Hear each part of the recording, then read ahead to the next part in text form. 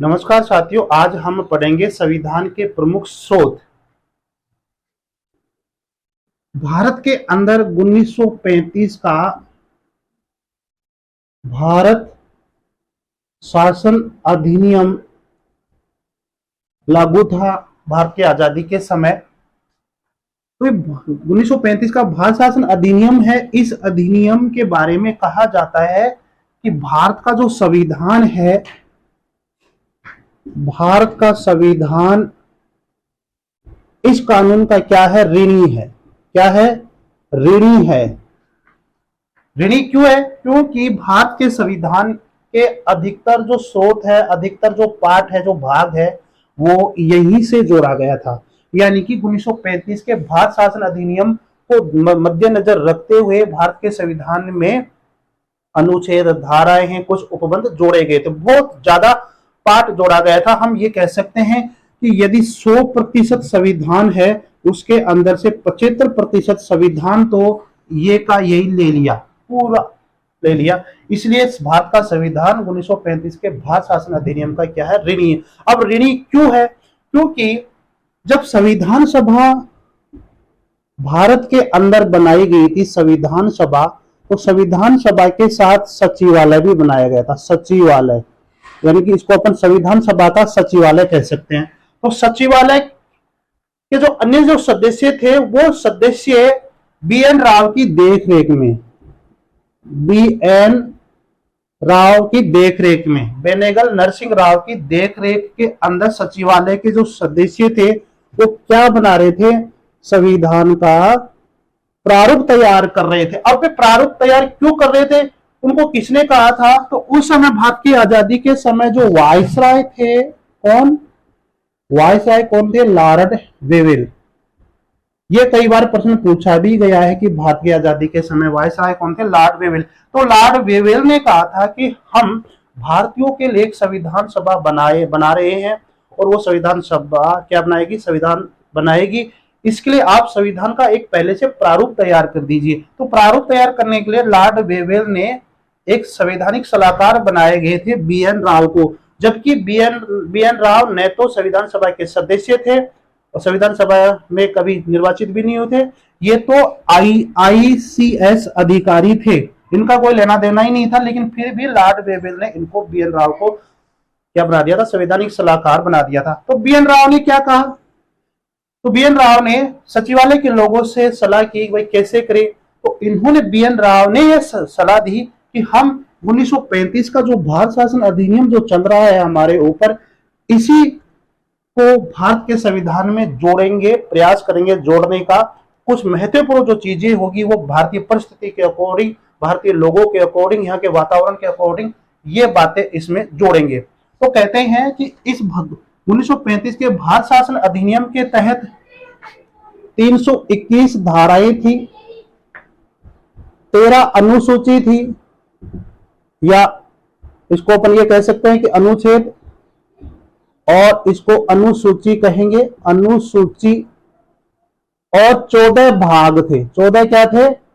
भाग थे। 14 भाग थे। अब भारत शासन अधिनियम 1935 के अंदर 321 धाराएं थी, 13 अनुसूची थी, 14 भाग थे। तो अब प्रश्न करें कि बी.एन. राव ने जो संविधान का जो प्रारूप तैयार किया था, उसके अंदर कितने अनुच्छेद, कितनी धाराएं, कितनी ये जोड़े थे? तो बात करें कि 321 में से सेम के सेम बात करें हम, तो 240 अनुच्छेदों को ऐसे कैसे जोड़ दिया भारतीय परिस्थिति के अकॉर्डिंग। ठीक है।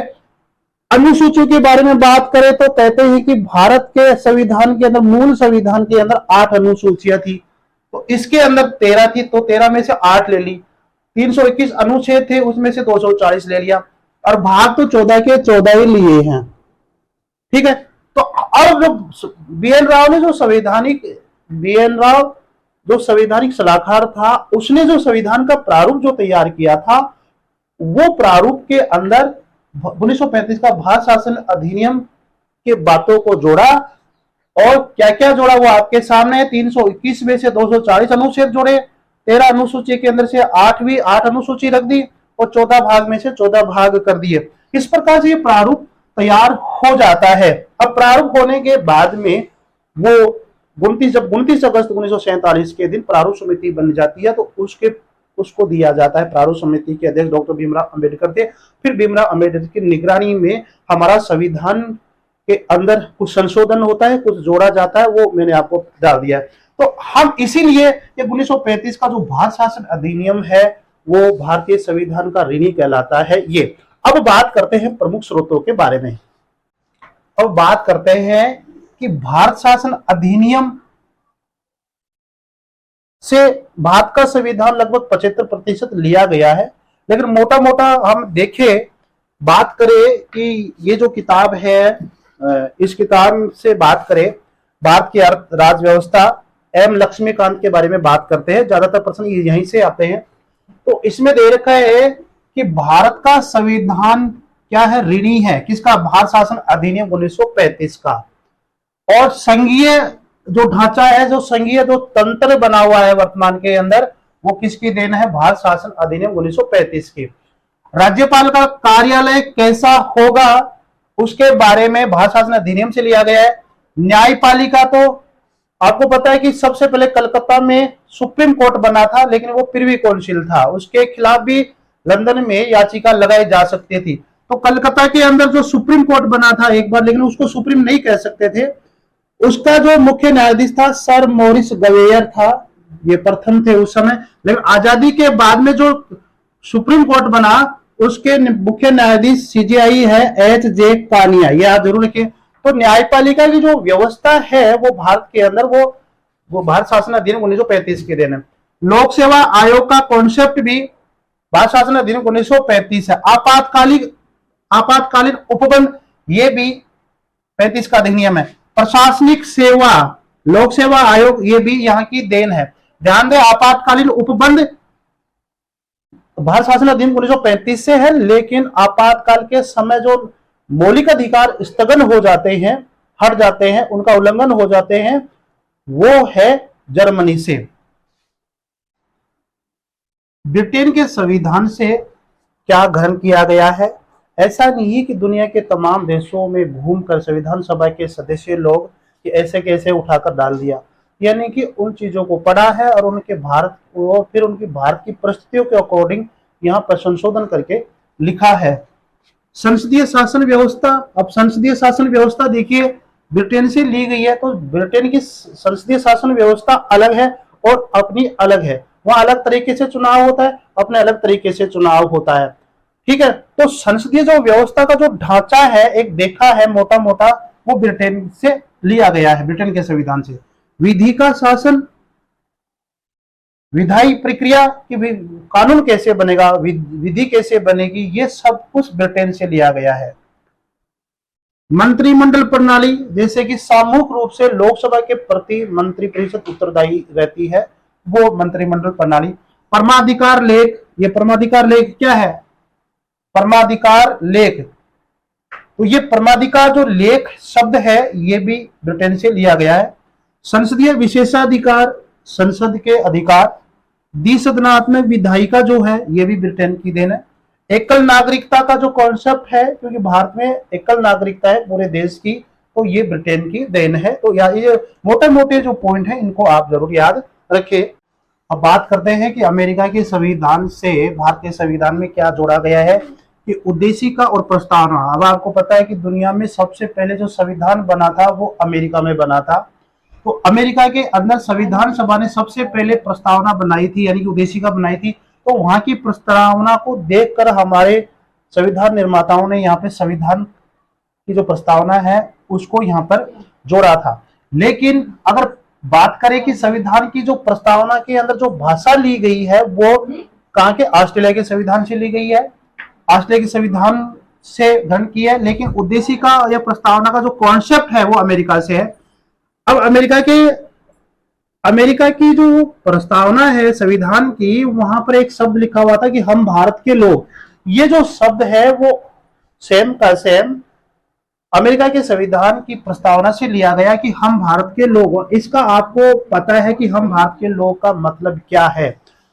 भारतीय संविधान की प्रस्तावना के अंदर सबसे पहले लिखा गया कि हम भारत के लोग, इसका मतलब ये हुआ कि भारत के लोगों ने ही इस संविधान का निर्माण किया है, किसी विदेशी शक्ति ने इसका निर्माण नहीं किया है। और भारत की जो संप्रभुता है वो भारत में नहीं है, न आंतरिक रूप से दबाव है न ही बाहरी रूप से दबाव है, अपने आप में वो संप्रभु है भारत। इसके ये दो अर्थ निकलते हैं। ये कई बार कॉम्पिटिशन में मूल अधिकार का जो कॉन्सेप्ट है वो अमेरिका का है, उद्देशिका का कॉन्सेप्ट अमेरिका का है, न्यायिक पुनरावलोकन, न्यायिक समीक्षा। देखिए न्यायिक पुनरावलोकन, न्यायिक समीक्षा थोड़ा सा अंतर है। एक तो क्या कि कोई कानून बनता है, विधि कानून गलत बन गया तो उसकी समीक्षा करना कि यह कानून गलत है क्या सही है, उसको अपन क्या कहेंगे, न्यायिक पुनरावलोकन कहेंगे। और न्यायिक समीक्षा का मतलब सुप्रीम कोर्ट ने कोई न्याय सुनाया है, कोई फैसला किया है, उसी फैसले को दोबारा से फैसला सुनाना, वो है न्यायिक समीक्षा। तो इनका कॉन्सेप्ट का न्यायिक समीक्षा तो हमारे संविधान के अनुच्छेद 137 में वर्णित है कि सुप्रीम कोर्ट अपने ही फैसले को बदल देता है, ऐसा अनुच्छेद 137 के अंदर है। और जो विधि है, विधि के ऊपर फैसला करना कि ये कानून सही है कि गलत है, न्यायिक पुनरावलोकन, तो ये अनुच्छेद 13 के अंदर है तो नहीं, लेकिन इसका आधार क्या है, न्यायिक पुनरावलोकन का अनुच्छेद 13 है। राष्ट्रपति का जो पद है, उपराष्ट्रपति का जो पद है अमेरिका के संविधान की देन है। अब बात करते हैं तो राष्ट्रपति का जो पद है वो किसकी देन है? राष्ट्रपति का जो पद है वो ब्रिटेन की ही देन है। लेकिन ब्रिटेन में क्या होता है कि राजा का बेटा राजा बनता है, किंग बनता है राजा का बेटा। लेकिन वहां तो क्या है, वो देश क्या है, गणतंत्रात्मक नहीं है, गणतंत्र नहीं है। लेकिन हमारे देश में उसी चीज को ग्रहण किया है और राष्ट्रपति का पद बनाया। जैसे कि ब्रिटेन के अंदर राजा होता है, उसी प्रकार से भारत के अंदर क्या होंगे, राष्ट्रपति जी होंगे। लेकिन यहाँ पर राष्ट्रपति क्या होंगे, गणराज्य के रूप में स्वीकार किया गया है। मतलब राष्ट्रपति का क्या होगा, यहाँ पर चुनाव होगा। तो जो राष्ट्रपति का जो पद है वो हम ब्रिटेन के जो सम्राट होते हैं उनसे तुलना करके यहाँ पे इस पद को ग्रहण किया गया है, ठीक है। लेकिन चुनाव प्रक्रिया सब अलग है। तो राष्ट्रपति के महाभियोग की जो प्रक्रिया है वो कहाँ की है, अमेरिका से है। लेकिन पद देखा जाए तो कहां पर है, ब्रिटेन से, ठीक है। तो ये बात है। आयरलैंड के संविधान से हमारे देश में क्या लिया गया है, डीपीएसपी, राज्य के नीति निर्देशक तत्व लिए गए हैं। राष्ट्रपति के निर्वाचन की पद्धति ली गई है। राज्यसभा में सदस्यों का नामांकन, यानी कि राष्ट्रपति जी के द्वारा राज्यसभा में 12 सदस्य मनोनीत करते हैं, तो वो व्यवस्था भी आयरलैंड के संविधान से ली गई है। कनाडा के संविधान से बात करें तो कनाडा के संविधान से लिया गया है सशक्त केंद्र के साथ संघीय व्यवस्था, अवशिष्ट शक्तियां केंद्र में निहित होगी, ये भी कनाडा से है। केंद्र द्वारा यानी कि राष्ट्रपति जी के द्वारा राज्यपालों की जो नियुक्ति की जाती है राज्यों के अंदर, वो भी कनाडा से है। उच्चतम न्यायालय के परामर्शी न्याय, कभी कभी राष्ट्रपति उच्चतम न्यायालय से क्या है कि परामर्श लेते हैं, वो वाली व्यवस्था भी कनाडा से है। अर्धसंघीय जो ढांचा है वो भी कनाडा की ही देन है, यानी कनाडा के संविधान से हमारे संविधान में ये लिए गए हैं। तो हम ये कह सकते हैं कनाडा के संविधान से ये चीजें प्रभावित है। ऑस्ट्रेलिया के संविधान से हमारे देश के संविधान के अंदर समवर्ती सूची का जो कॉन्सेप्ट है मुख्य रूप से वो ऑस्ट्रेलिया से प्रभावित है। प्रस्तावना की जो भाषा है ये व्यापार, वाणिज्य और समागम की स्वतंत्रता जो आर्टिकल 19 में है वो ऑस्ट्रेलिया से प्रभावित है। संसद के दोनों सदनों की जो संयुक्त बैठक होती है वो भी ऑस्ट्रेलिया से प्रभावित है। शक्तियों का जो विभाजन वाली बात है कि वो ऑस्ट्रेलिया से प्रभावित है, लेकिन मुख्य रूप जो समवर्ती सूची है वो ऑस्ट्रेलिया से ली गई है। अब शक्तियों का विभाजन तो भारत शासन अधिनियम 1935 के अंदर भी था, लेकिन जो समवर्ती सूची के बारे में बात करें तो समवर्ती सूची ऑस्ट्रेलिया से ली गई है। बाकी संघ सूची और राज्य सूची वाली जो बात है वो ब्रिटेन के संविधान से प्रभावित है। और ये समवर्ती सूची, क्योंकि समवर्ती सूची के ऊपर कौन कानून बना सकता है, दोनों, संघ सूची भी कानून बना सकती है और राज्य भी कानून बना सकता है। इसलिए हम कह सकते हैं कि जो शक्तियों का विभाजन है वो ऑस्ट्रेलिया से लिया गया है। तो संघ सूची और राज्य सूची के बारे में बात करें कि वो ब्रिटेन के संविधान से प्रभावित है, क्योंकि 1935 के भारत शासन अधिनियम में ये उल्लेखित था और वहीं से ग्रहण किया था। और समवर्ती सूची का जो कॉन्सेप्ट था वो ऑस्ट्रेलिया से प्रभावित है हमारे देश के अंदर। आगे बात करें हम तो ये है ऑस्ट्रेलिया से क्या क्या लिया गया है वो आपके सामने है। जर्मनी के वीमर संविधान से क्या लिया गया है, हमारे संविधान के अंदर आपातकाल के समय मूल अधिकारों का स्थगन या हनन होता है, ह्रास होता है, वो वाली चीज जर्मनी के वीमर संविधान से ली गई है। तो आपसे यह भी पूछा जा सकता है कि वीमर संविधान कहाँ का है, जर्मनी का है, क्योंकि वीमर नामक स्थान पर जर्मनी के संविधान के लिए संविधान सभा बनाई गई थी। अब देखिए, मूल आपातकाल के समय आपातकाल के जो उपबंध है वो 1935 के अधिनियम में भी थे। तो यदि आपातकाल के देखा जाए कि आपातकाल कहां से लिया गया है, तो 1935 के अधिनियम के द्वारा लिया गया है। लेकिन आपातकाल के समय हमारे मौलिक अधिकारों को हनन होता है, वो वाली चीज जर्मनी के संविधान से ली गई है। देखिए, 358 अनुच्छेद ये कहता है कि जब 352 का अनुच्छेद लागू होता है, आपातकाल लागू होता है, तो उस समय 19 हमारी जो स्वतंत्रताएं हैं, हमारा जो आर्टिकल 19 है जो हमारे को स्वतंत्रता देता है, वो समाप्त हो जाता है। और 359 ये कहता है कि 359 अनुच्छेद ये कहता है कि यदि विशेष परिस्थितियां होती है तो तो आपकी स्वतंत्रता तो नष्ट होती ही होती है, इसके अलावा 20 व 21 को छोड़कर सभी प्रकार के अधिकार क्या है, स्थगित किए जा सकते हैं, समाप्त किए जा सकते हैं। 359 अनुच्छेद ये कहता है। तो आपातकाल के समय मूल अधिकारों का स्थगन की जो बात है वो जर्मनी से लिए गए हैं।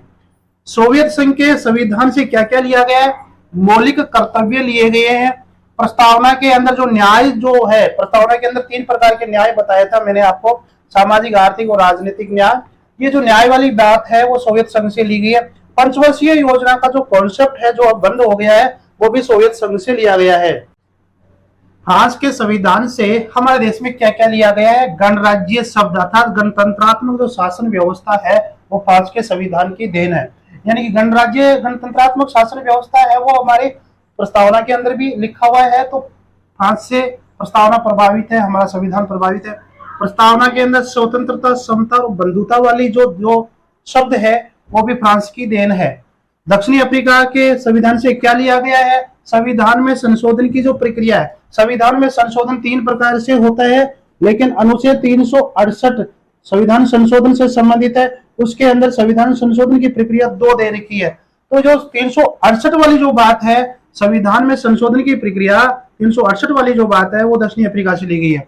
राज्यसभा के सदस्यों का निर्वाचन जो है, राज्यसभा का सदस्यों का निर्वाचन कैसे होगा उसके बारे में ये दक्षिणी अफ्रीका के संविधान से ये लिया गया है कि राज्यसभा के सदस्यों का निर्वाचन कैसे होगा। जापान से लिया गया है विधि द्वारा स्थापित प्रक्रिया। विधि द्वारा स्थापित प्रक्रिया जापान से ली गई है। क्या है ये, अनुच्छेद 21 के बारे में विधि द्वारा स्थापित प्रक्रिया कहती है।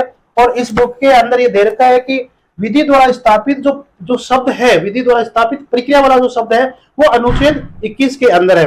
क्या है 21 के अंदर, मैं आपको बता देता हूं। प्राण और दैहिक स्वतंत्रता वाला जो अधिकार है वो 21 के अंदर है। अनुच्छेद 21 में घोषणा की गई है कि किसी भी व्यक्ति को उसके प्राण या दैहिक स्वतंत्रता से विधि द्वारा स्थापित प्रक्रिया के अनुसार ही वंचित किया जाएगा, अन्यथा नहीं किया जाएगा। यहाँ पर एक विवाद भी दे रखा है कि गोपालन मामले 1950 में उच्चतम न्यायालय ने अनुच्छेद 21 की सूक्ष्म व्याख्या की थी। ठीक है, तो उसमें यह कहा था कि उस समय जो विधि द्वारा स्थापित जो प्रक्रिया रहेगी, यानी कि जो कानून होगा, उस कानून के अकॉर्डिंग उसको क्या है, उसको दंडित किया जाएगा।